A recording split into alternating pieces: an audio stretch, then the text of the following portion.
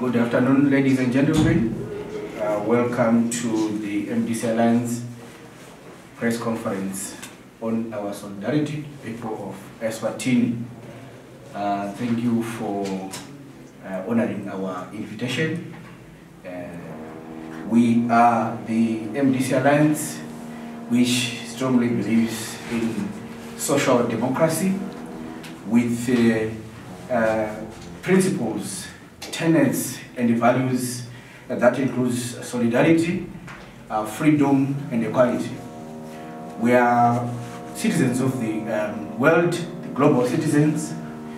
As such, we stand firmly in solidarity with the people of Eswatini who are being killed. Their rights are being abused by the authorities, just for demanding the end to authoritarianism, the end to autocracy, the end to dictatorship. To unpack our message to the world, allow me, ladies and gentlemen, to welcome Madam Gladys Hlatywayo, who is the Secretary for International Relations for the MDC Alliance, to address you. Over to you, Madam. Thank you so much. Good afternoon, everyone.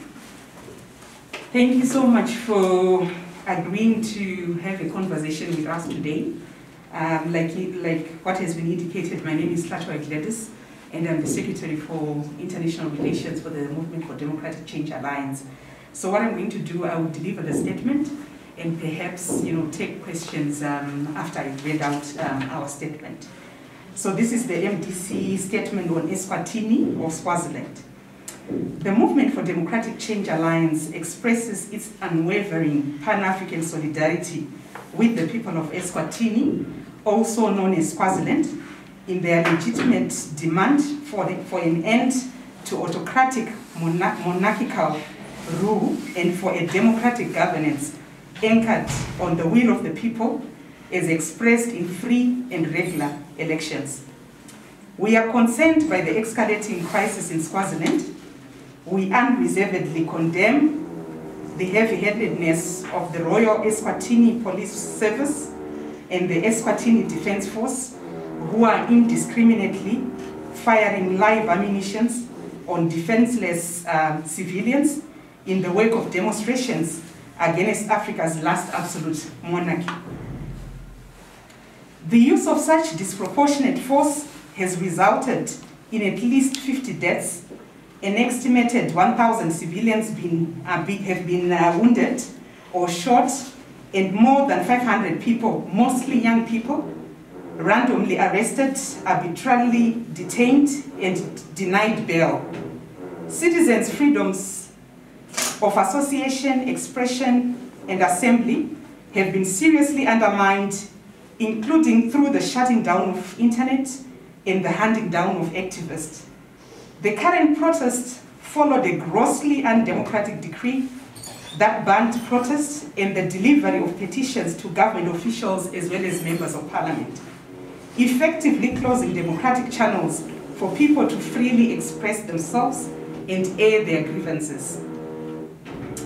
The genesis of the crisis in Eswatini or Swaziland can be tracked back to the Proclamation number 7 of 12 April 1973 by King Sobhuza II that abolished multi-party democracy in favor of an absolute monarchy that has since ruled the country with an iron fist. The 2005 Constitution did not guarantee freedom of association, and political parties remained banned.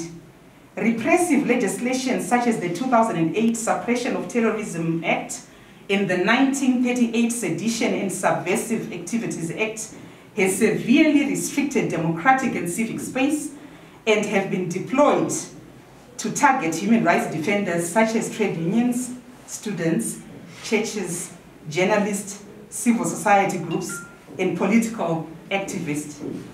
The political situation in Eswatini is exacerbated by the huge inequalities where King Mosipati III is believed to have a net worth in the region of USD 500 million, and only those close to the royal family have comfortable lives, whilst more than 60% of citizens are living on less than USD $1.09 a day. Swaziland is ranked 138th of 189 countries in the latest 2020 Human Development Index and has the 10th highest income inequality in the world. So just to highlight the economic situation that is in that particular country, the socio-economic situation.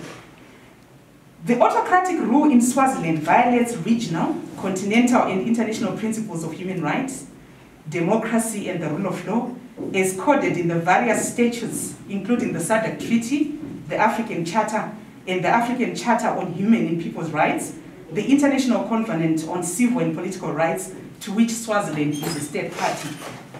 We appeal to the Eswatini government to uphold its domestic and international obligations on the respect of human rights, democracy, and the rule of law. Human rights abuses against defenseless citizens must stop. The military must return to the barracks, and an independent investigation into the atrocities must be done to ensure accountability. An absolute monarchy has no place in the 21st century, and the political system in Swaziland must evolve and be aligned to the wishes and aspirations of Amaswati. We salute the governing African National Congress and the economic freedom fighters in South Africa for standing with the people of Swaziland. We urge all fellow Africans and the international community to support Eswatini democratic movement in their just cause for a democratic country. In line with our global agenda to provide solidarity to other struggles for democracy, we reiterate demands of the pro-democracy movement in Eswatini, in particular the following. Number one, an inclusive political dialogue. Number two, unbanning of political parties. Number three, a transitional authority. Number four, a new democratic constitution. Number five, a multi-party dispensation anchored on free, fair, and credible elections. Fundamental political and economic reforms are central to ending autocracy, reducing extreme poverty, and improve the lives of ordinary citizens in Swaziland. We submit that an inclusive dialogue underwritten by SADC and the African Union remains the only plausible, peaceful path to resolving the current crisis. Whilst we were concerned by the failure of SADC to consult a broad church of stakeholders during the recent fact-finding mission in Eswatini, we welcome the subsequent statement by the chairperson of SADC organ on politics, defense, and security, His Excellency President Masisi, to the effect that SADC will undertake a second mission to engage the pro-democracy movement. We appeal to SADC to treat the Eswatini crisis with the urgency it deserves by immediately commissioning the second mission to avert further catastrophe and unnecessary loss of property and life. We firmly believe that autocratic governance has no place in our beloved continent, in line with our own Agenda 2021 and the African Union Agenda 2063. Eswatini must be free from autocracy, Zimbabwe must be free from fascism, Africa shall be free from dictatorship. One Africa, one people, Inja one, Inja all. Injustice anyway is a threat to justice everywhere. Democracy in our lifetime. Thank you so much. Thank you, Madam Gladys Hlatywayo, for the presentation of the statement. To the members of the media, any questions?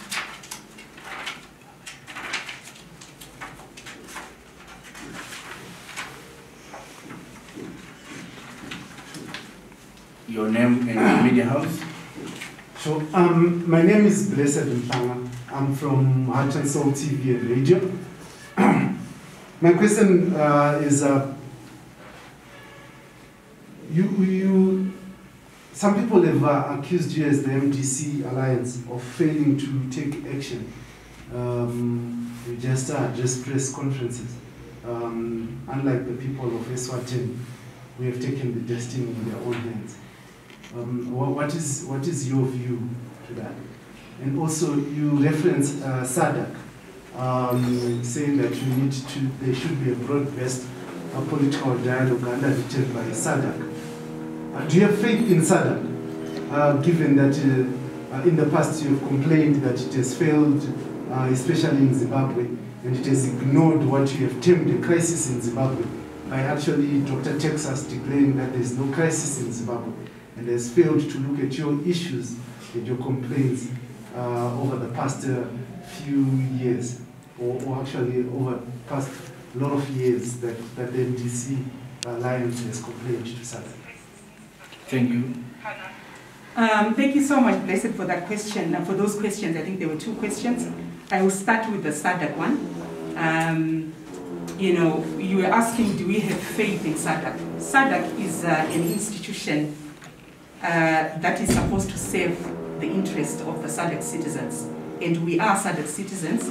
Where we have, you know, issues in terms of how it is responding to the issues on the ground, I think as citizens we do have rights to be, you know, engaging with that particular organ, because it is supposed to be an organ for the people. So as the Movement for Democratic Change Alliance, we have always maintained an open, you know, communication with the Southern African Development Community to make sure that they do understand our circumstances, but also the circumstances of fellow citizens that find, of fellow, you know, SADC citizens that find themselves in similar circumstances of autocracy, like the kind of dictatorship and fascism that we find in Zimbabwe. So we will not tire as the Movement for Democratic Change Alliance. We will continue to engage.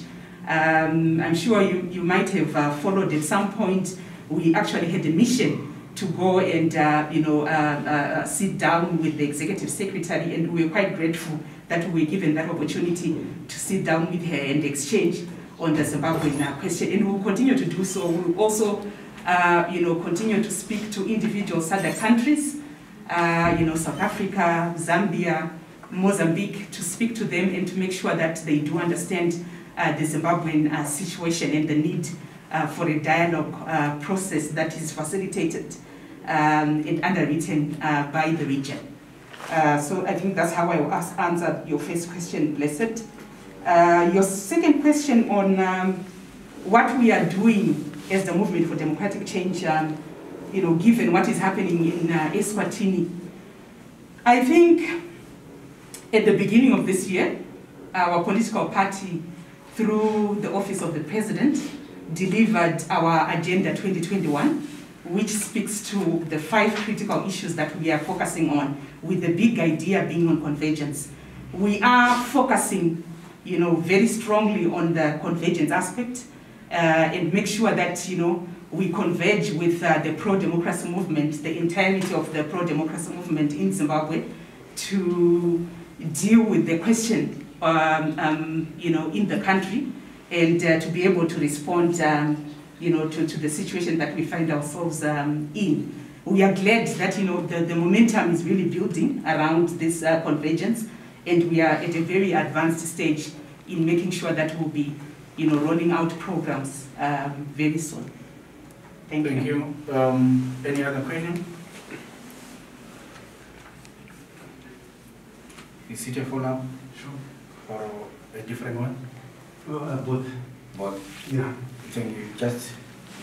My question was direct. Do you have faith in SADC? Do you have faith in SADC? And also, are there any lessons that the MDC Alliance has drawn from Eswatini? Well, I think I have answered, Blessed. It looks like you're looking for a particular answer, but, you know, like what I've said, SADC is an institution of the people of SADC, and as SADC citizens, we'll take SADC to task where we feel there are shortfalls. Like I indicated in our statement, with reference to the Eswatini case, we had, you know, misgivings in the way that, you know, the SADC mission that was sent to Eswatini failed to reach out to a broad church of citizens. especially the pro-democracy movement. I'm sure you've been following how the government of Eswatini was sort of cherry-picking in terms of who meets the mission, and how the Eswatini pro-democracy force actually reached out to SADC to say we were not able to meet with you and we still want to meet with you. And following that particular engagement, we then also saw a statement from the chairperson of SADC organ on politics and defense and security, His Excellency President Masisi, who then said we are going to be sending a second mission to engage, the pro-democracy movement. So, I mean, it's also up to us as SADC citizens, to be able to demand what is rightfully ours. I think, that's one of the lessons, definitely, that we also learn from Eswatini, that as a people, and this is not just for the MDC Alliance, it's for everyone, because everyone in Zimbabwe, be it, churches, be it students, everyone wants a democratic country. A democratic country is good for everyone, including you journalists. You want media freedoms and things like that. So it's important for us, which is why in our Agenda 2021, we're talking about convergence and the need for the people of Zimbabwe to come together and to, confront the regime from a united position. Oh, thank you. We've come to the end of our press conference. Thank you for observing social distancing. Thank you for coming. God bless you. God bless Zimbabwe.